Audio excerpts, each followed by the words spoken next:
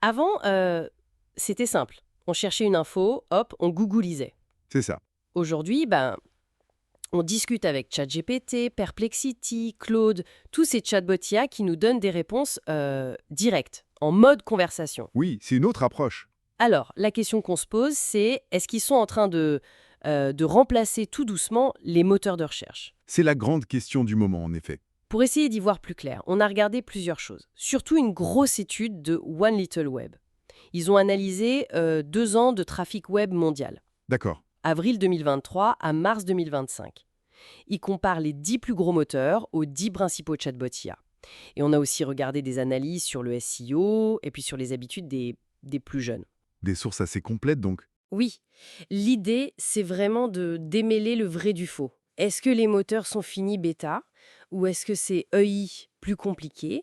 Et qu'est-ce que ça change concrètement pour nous, pour trouver l'info, et pour des domaines comme le SEO? Bon, allons-y. Allons-y. Alors, premier truc qui saute aux yeux, la croissance des chatbots. C'est fou. Ah oui. On parle de plus 80-92% de visites entre avril 2024 et mars 2025. Ça fait 55,2 milliards de visites. Et certains, genre DeepSeek ou Grok, c'est des croissances hallucinantes. Plus 113 000% pour l'un. Oui, les pourcentages sont très impressionnants, c'est vrai.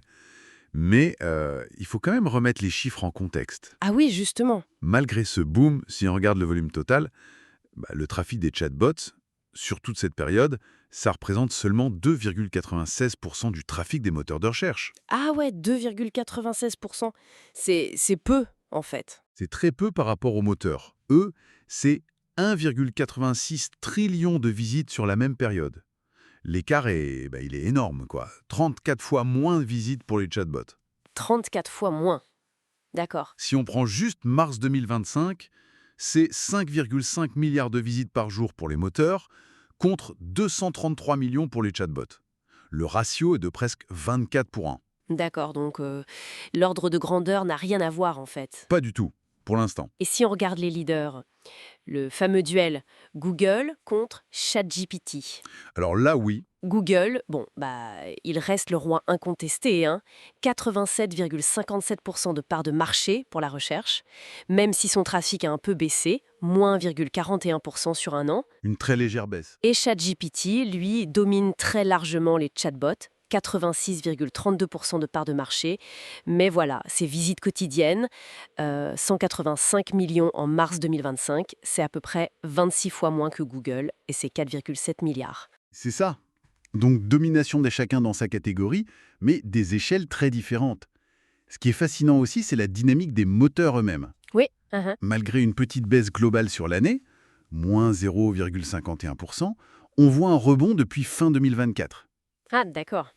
Comment ça s'explique? Ça coïncide pile poil avec le moment où ils ont commencé à intégrer sérieusement l'IA. Tu vois les AI Overviews de Google? Oui, les résumés IA en haut des résultats. Voilà, ou l'intégration de Copilot chez Bing. Et d'ailleurs, ça semble payer pour certains. Bing fait plus 27,77% sur un an, Yandex plus 32,65%. Ah oui, quand même. Par contre, Yahoo, eux, une chute de 22,5%. Peut-être un signe qu'ils ont moins vite pris le train de l'IA. C'est une hypothèse. C'est possible.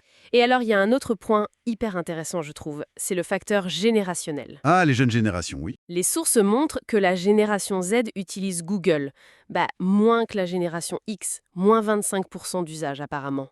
C'est significatif, 25%. Et près de 40% iraient même chercher des infos sur TikTok ou YouTube. Carrément. Pour certains types de recherches, sans doute. Oui. Et environ 30% des étudiants, des jeunes actifs, utilisent ChatGPT pour des recherches complexes.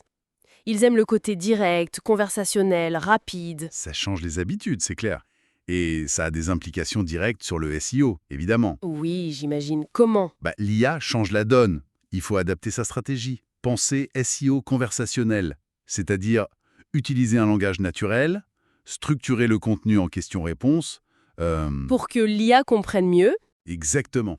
Et utiliser le balisage schema.org, ces indications qu'on donne au moteur, ça devient encore plus crucial pour que les IA puissent bien saisir et réutiliser l'info. La visibilité, maintenant, elle se joue aussi dans les réponses que les IA génèrent. D'accord, donc c'est plus juste les liens bleus? Non, non.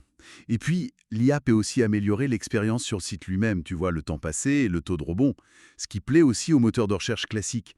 Et bien sûr, les données des chatbots, ce qu'on y cherche, c'est une mine d'or pour affiner sa stratégie. Bon, alors, si on résume, qu'est-ce que ça veut dire tout ça? Mais d'un côté, oui, les chatbots IA montent en puissance, ils modifient clairement nos habitudes, surtout chez les plus jeunes, ça c'est indéniable. Oui, Mais de l'autre côté, les moteurs de recherche sont très très loin d'être hors jeu. il résiste. Ils résistent, ils s'adaptent, ils intègrent l'IA eux aussi, et ils gardent une domination écrasante en termes de volume de trafic. Donc ce qu'on voit pour l'instant, c'est moins un remplacement qu'une sorte de cohabitation. Une évolution mutuelle, quoi. Une cohabitation, une transformation. D'accord. Voilà, et peut-être une dernière réflexion pour aller plus loin. Oui? Si les moteurs de recherche réussissent bien cette intégration de l'IA, est-ce que la vraie concurrence à terme, ça ne sera pas plutôt entre différents types d'expériences de recherche, tout augmenté par l'IA? Ah, intéressant. Plus qu'une simple bataille entre chatbot d'un côté et recherche classique de l'autre. Exactement. Qu'est-ce qui se passera quand le chatbot deviendra presque indissociable du moteur de recherche lui-même, quand la frontière sera vraiment floue? C'est une excellente question pour la suite. On suivra ça de près.